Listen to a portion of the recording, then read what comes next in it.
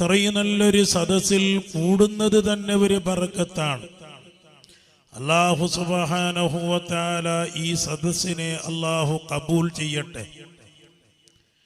ബഹുമാനപ്പെട്ട ചപ്പാറപ്പട ഉസ്താദിന്റെ ആ മഹാനവറുകളുടെ നേതൃത്വത്തിൽ നടത്തപ്പെടുന്ന ഒരു സ്ഥാപനമാകുമ്പോഴേക്ക് ഈ സ്ഥാപനത്തിന് വലിയ പുതുമയും വലിയൊരു മഹത്വവുമുണ്ട് എന്നതിൽ യാതൊരു സംശയവുമില്ല. ഏതൊരു സ്ഥാപനത്തിന്റെ ഉയർച്ച, അതിൻ്റെ നിലനിൽപ്പ്, അത് ആരാണ് നിയന്ത്രിക്കുന്നത്, ആരാണ് അത് നടത്തുന്നത് എന്ന് നോക്കിയിട്ടാണ് അതിൻ്റെ വലിപ്പവും അതിൻ്റെ വിശാലതയും അതിൻ്റെ ആത്മാർത്ഥതയും ജനങ്ങൾ വിലയിരുത്തുന്നത്. അങ്ങനെ നോക്കുമ്പോഴേക്ക് വളരെയേറെ അനുഗ്രഹമുള്ള ഒരു സദസ്സാണ് ഈ സദസ്സ് എന്നതിൽ യാതൊരു സംശയവുമില്ല. ഇത്തരത്തിലുള്ള സദസ്സുകളെ കൊണ്ട് നമുക്ക് നേടിയെടുക്കാൻ കഴിയുന്നത് എന്താണ്?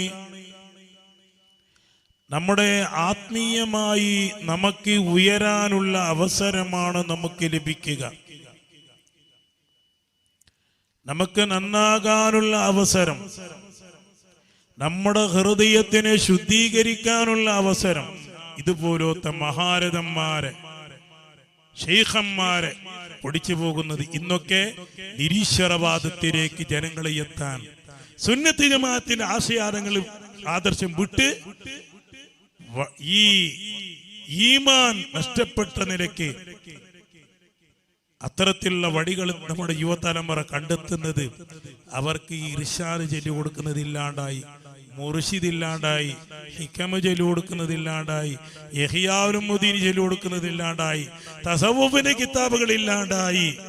ഇത്തരത്തിലുള്ള മജ്‌ലിസുകൾ ഉണ്ടാക്കി ആത്മീയമായി വളർത്താനുള്ള ആ ഒരു സൗകര്യം നാം ചെയ്തു കൊടുക്കാത്തതിന്റെ ഫലമാണ് ഈ നിരീശ്വരവാദത്തിലേക്കും മറ്റും ഈ ജനത നീങ്ങിക്കൊണ്ടിരിക്കുന്നത്.